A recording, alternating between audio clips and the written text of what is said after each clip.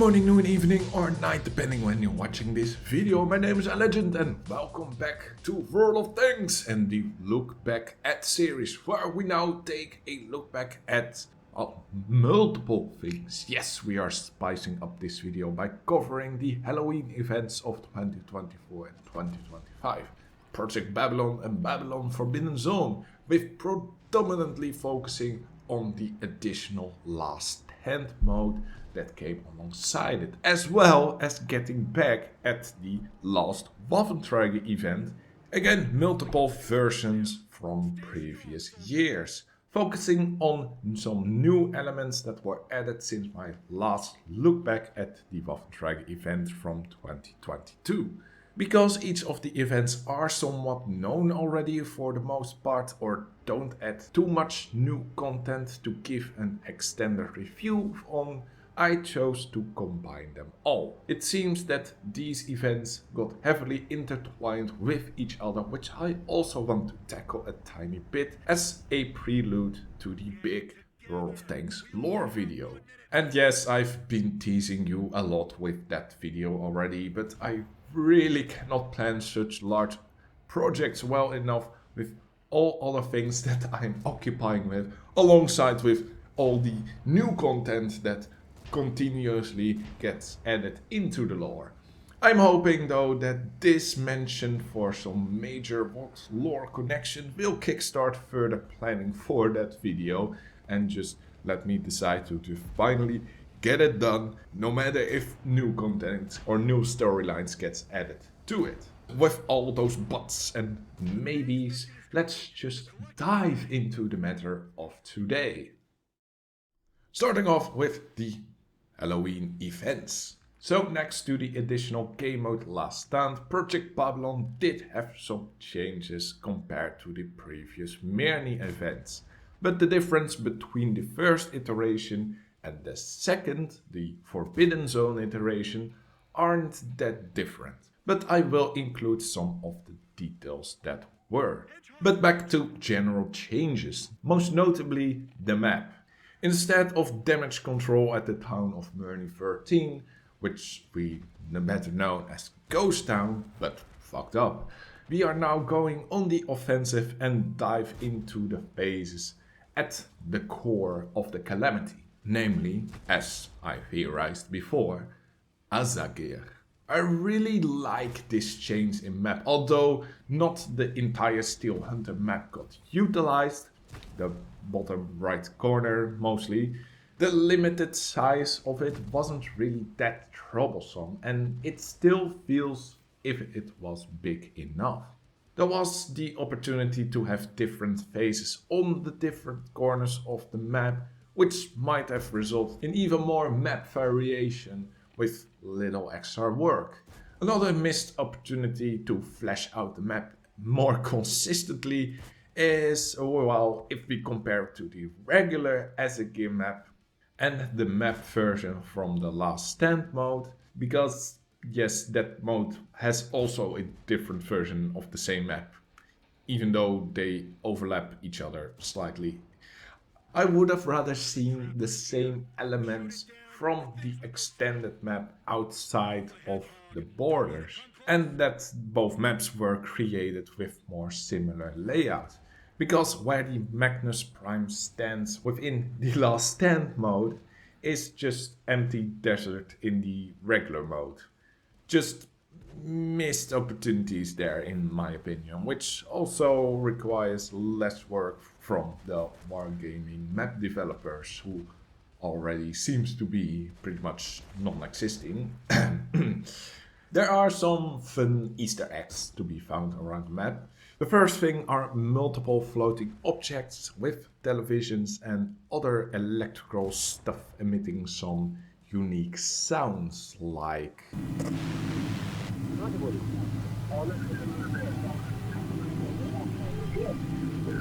the voices are incomprehensible, but also emit some distorting waves, emulating some electromagnetic pulsation effects or something fantastical. There are also multiple Magnuses,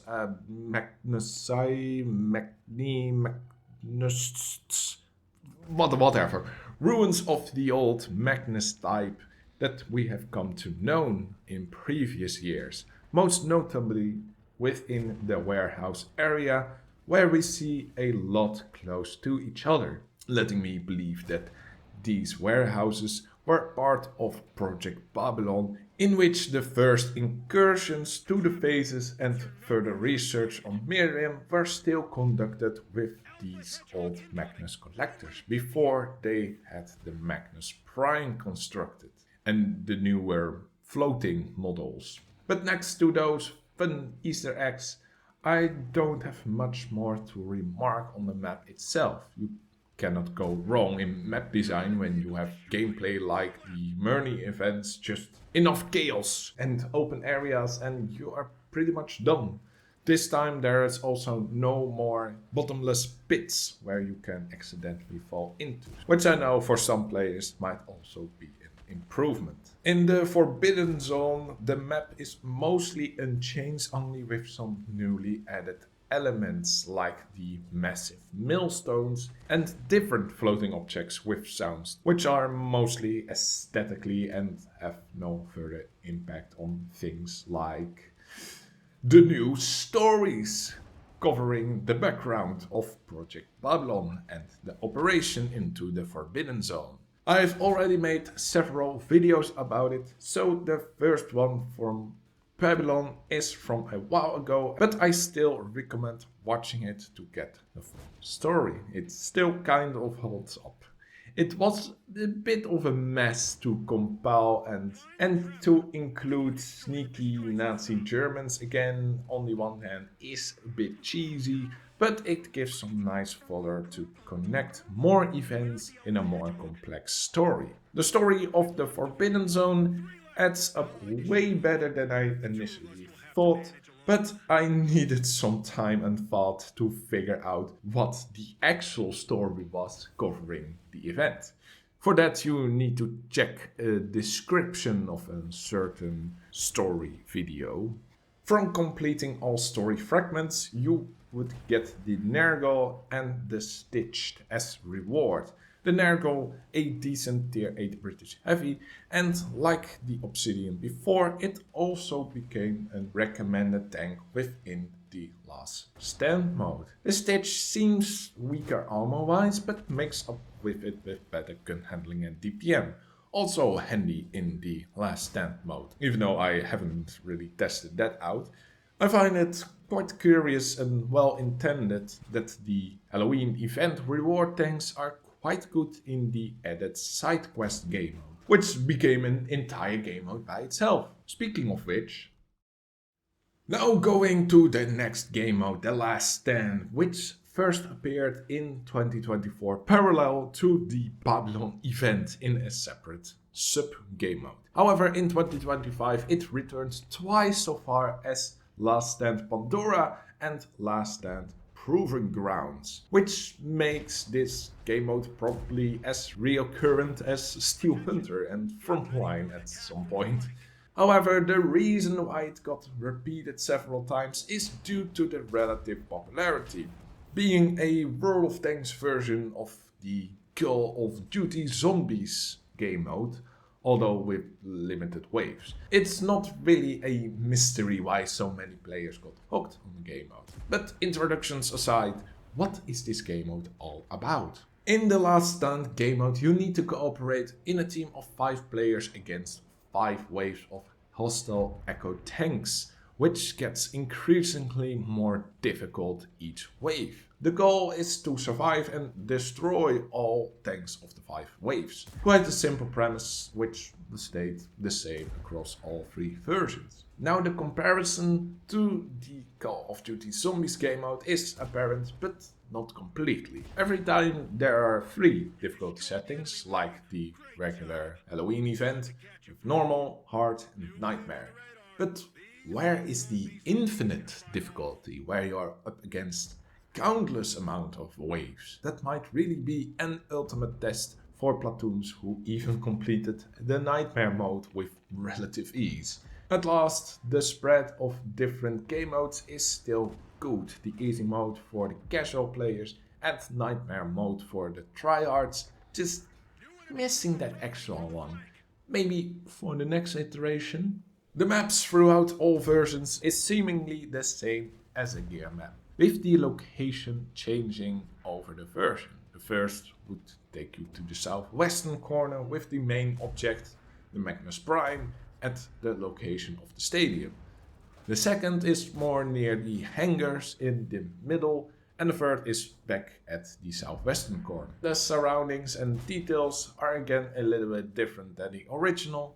It keeps the game mode diverse enough instead of using the same map with the same strong position over and over again.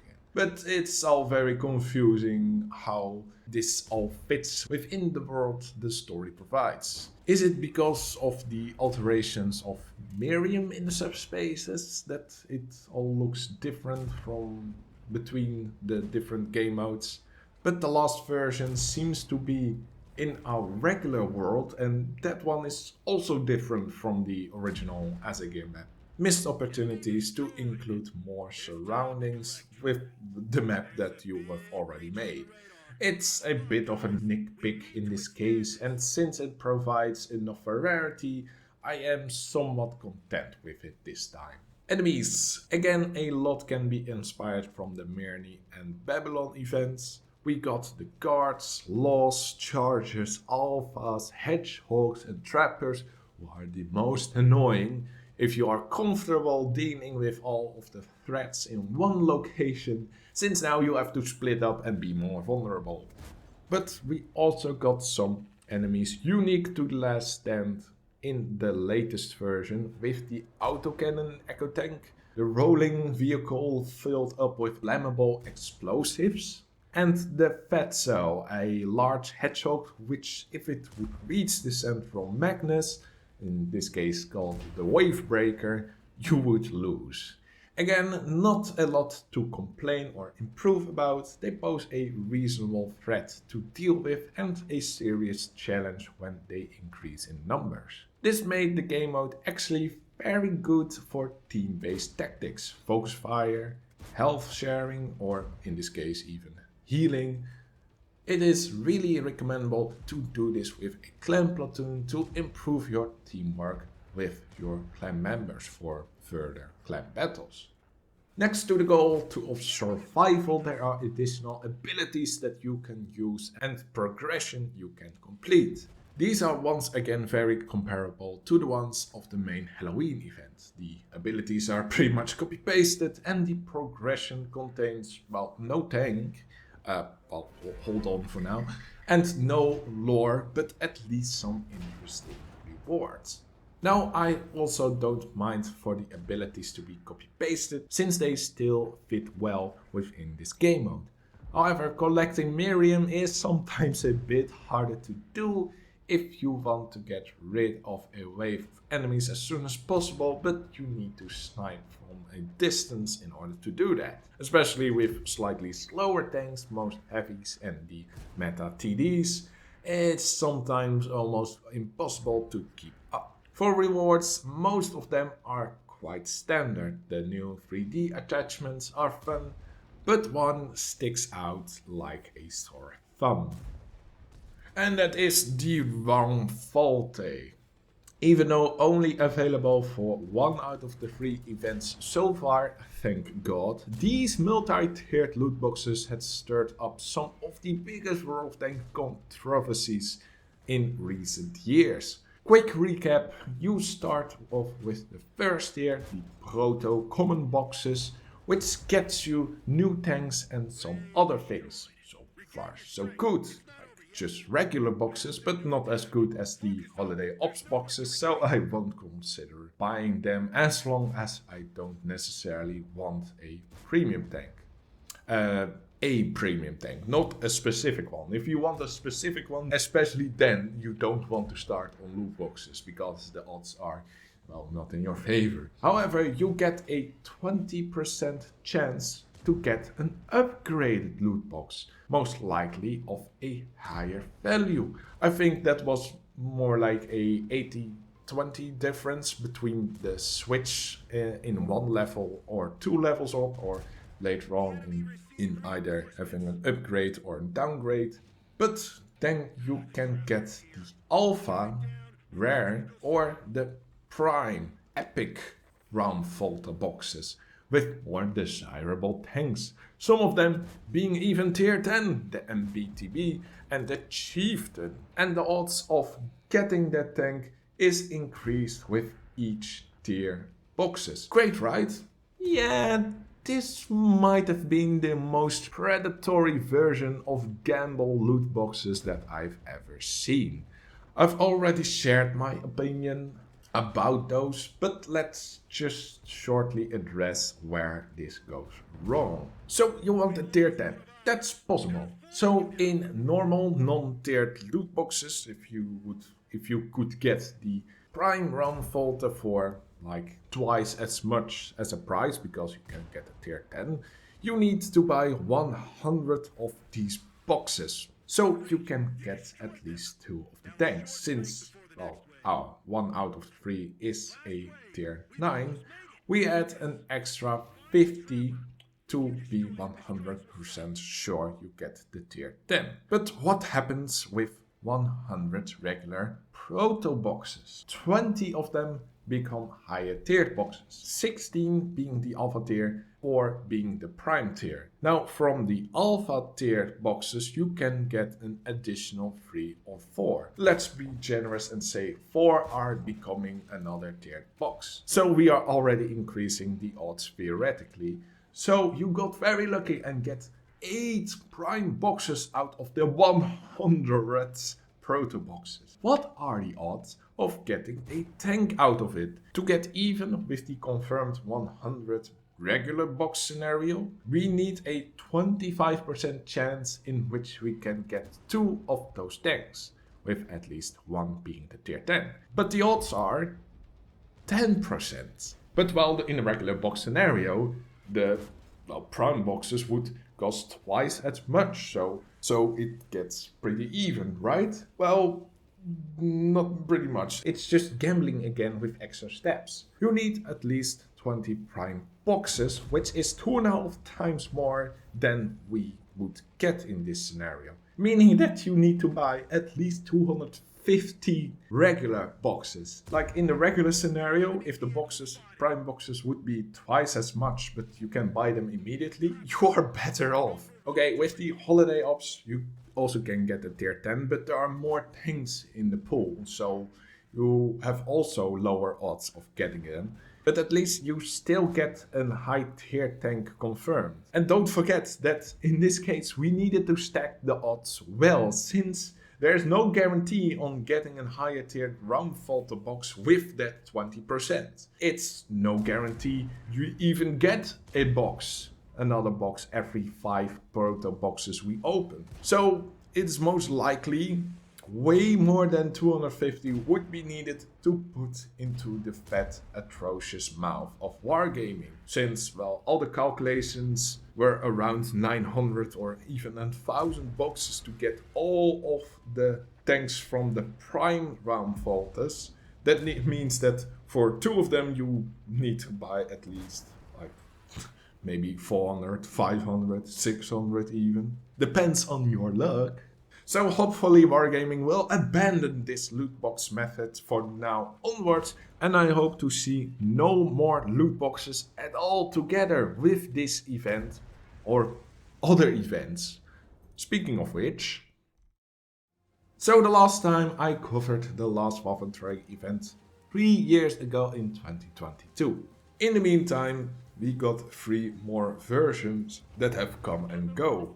Project Hyperion, Reckoning and Paradox. Project Hyperion has given the most changes to the gameplay.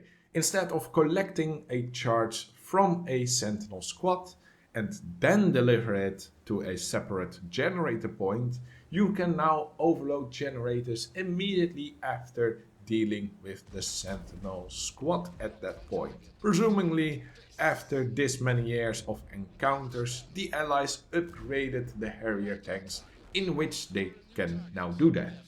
However, this made the game way more in favor for the Harrier squad. From that point onwards, the difficulty of both teams gets swapped. Before, you could only win as an Harrier if you would face a bad Waffentrager player. But now, if you want to win as a Waffentrager, you need to have a below average slash bad team of Harriers. Alongside that, the Pietska was added as a new Harrier with the railgun ability, making each consecutive shot more accurate and deal more damage. And all of the Harriers now got infinite respawns, even though the wait time gets longer with each respawn. But for that gameplay rebalance, the Waffentrager gets a new ability as well, which did balance things out well enough, at least for that year. I am of course talking about the Hyperion ability, one of von Krieger's inventions, which in his absence was realized by his daughter Ermelinda. The Hyperion was a death ray shot down from on a launched satellite, which could be deployed at any location on the map. This really was a good counter to the change to immediately overcharge a generator, since if you timed it well, you should fire the Hyperion at the generator while the Harriers were overcharging it, giving you slightly more time to deal with them yourself, or the Hyperion was even able to destroy them. Alongside with the teleport as the Waffentrager, you had more opportunities to counter enemy overcharge attempts. Finally, we got to know a new character called Hannelore Ritter, the sister of Ermelinda and the eldest daughter of Max von Krieger. Now, she is put in the story, I guess, to give more backstory about Ermelinda and vice versa. Plus, you got the whole cool duo of the sisters, since Hannelore is part of the Alliance in some prominent role there. However, if we dive deeper into the lore, she's actually more of an interesting addition, giving more information about the origin of the von Hoffman slash von Krieger family. They had two girls, one of which a daddy's girl and the other a mommy's girl. Both followed their parents' footsteps due to, well, high pressure upbringing, I guess. So yes, I still stand behind my speculation that Vinanella Rapier is the mother of both Hannelore and Ermelinda. Since she is also a part of the Alliance, Hannelore followed her while Ermelinda followed her father after the two broke up, I guess. However, we don't see anything from Vinanella again, so that might suggest that she either got killed or deployed on another mission. However, there is a lack of depth of the wargaming storytelling, and that is really a hurdle this time, since there is no indication where she went. She is probably forgotten by the lore department, I guess, but not by me. I remember Vinanella. But the lore department really combated the lackluster forgetfulness with some major revelations the next year in the Reckoning version. Here, Ermelinda got reunited with her father in the subspace, which I correctly theorized about. However, this subspace is the same subspace from the Babylon effect. Seeing the Magnus Prime in the background, for me, a World of Tanks lore enthusiast, was a moment of, oh my god, what? So props there, and to be honest, I should have seen it coming. I haven't made the connection clear in my previous video, but I believe I have thought at some point before it was confirmed. Because I talked about subspaces then, and the whole Myrni and Babylon events were also about subspaces. Nevertheless, this ties Max von Krieger, the World of Tanks lore kingpin, also with all of the Myrni and Babylon events also theorized before, because in Myrni and Babylon we also see the tanks equipped with electromagnetic equipment. The whole reason for collecting Miriam is due to electromagnetic equipment. So for my lore video, this man is definitely going to be put in the center of all of it. So lore aside, gameplay wise not a lot changes. Most notably, content creators are now the new commanders of Harrier tanks, a fun feature even though the Takilzor commander is now a bit outdated. Big props to Daki for having lost such a visible amount of weight over the year. But also we got a new vehicle alongside the Waffentrager. Since Max returns with his Waffentrager E100, Ermelina couldn't be left behind again and now occupies the autonomous EOS-1, having the same original 4 abilities from the Waffentrager, including the teleport, but also a couple of extra abilities to increase the difficulty for the Harriers. With the Aurora ability, she increases reload speed of all her allies and lets the Waffentrager use some of his abilities even when his shield is down. And she is also able to block the overload of the generators while occupying those areas. These are again some buffs for the Waffentrager players and being a third way of overload prevention. However, I think this is balanced out since the Harrier squad is now pretty much consisting mostly of players who have played this game mode before.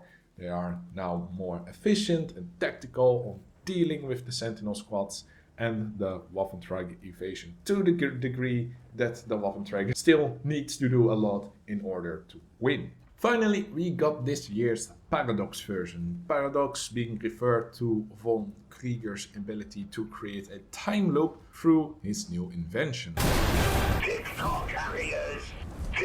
Through his new invention. This is only referred back to the actual game mode by the sense that you play it over and over again, resetting the time loop that way each time. Funny intertwine element with the background story, but it adds no further changes to the gameplay, which is pretty much the same as previous year, with no new additions. From this time loop, you are only tasked to gather intel and receive rewards for that, most particularly the Paradox modules, or the loot boxes for this particular event version. I am disliking it though, that the story and the title is only implemented to steer players more towards those loot boxes, getting even more of a central stage. The Waffentrager event always had its loot boxes, but were always only mentioned slightly as one of the rewards, not as a critical reward from intel, which is also connected to the whole title of this version. This really shows how mad wargaming is getting with all of the loot boxes and gamble mechanics. With the Last Stand, it's the third round Volta boxes, and now also with the Paradox modules linked to the whole Paradox theme and title. Conclusion and future. So these 3 intertwined game modes are still holding up quite good as once in a year special event. The Murney Babylon and the Last Stand event especially provides variation of modes suitable for all players, also being recommended to stay as a special mode you can do with clan members to improve your teamwork for clan battles. The last Waffentrager event holds up as an unique one versus many game mode, but it is harder to balance, of course. Right now I feel that the Harriers are stronger since player experience has optimized tactics and their gameplay over the years, where even the last few buffs for the Waffentrager aren't enough to hold it up. Now, of course, I haven't played that game mode extensively over the past years, so correct me if I'm wrong in this case due to my lack of experience. General improvements are hard to call. Map diversity might be one, but if those games stay as once in a year events, it doesn't matter that much. What does need to change is the recent obsession with loot boxes. Just revert back to regular boxes and make them just another featured reward, and don't showcase them off as anything more than that. The story itself is quite good, although sometimes lacking depth. Having Max von Krieger as a central key figure connected to all events actually is great. But every story needs an end, and I think that end might be nearing for the future. So 3 years ago I already mentioned the potential future Waffentrager game mode where we would go to the subspace where Max is hiding.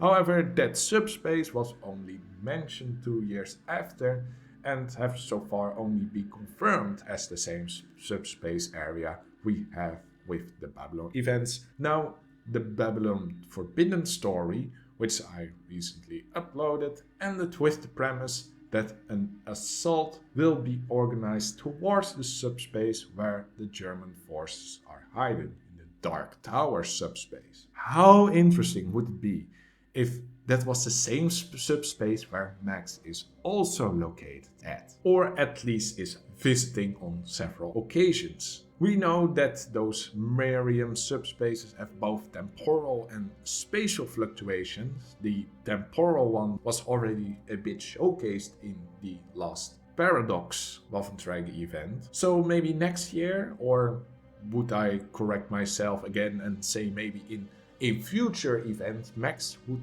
actually drag Harriers to a subspace where he can exert even more power. Maybe sacrificing the Hyperion cannon, which is only present in our world, but for other potential stronger abilities. He might throw all kinds of special Echo Sentinel Miriam hybrid tanks at us and use a special created Dark Miriam substance himself to regenerate his own vehicle.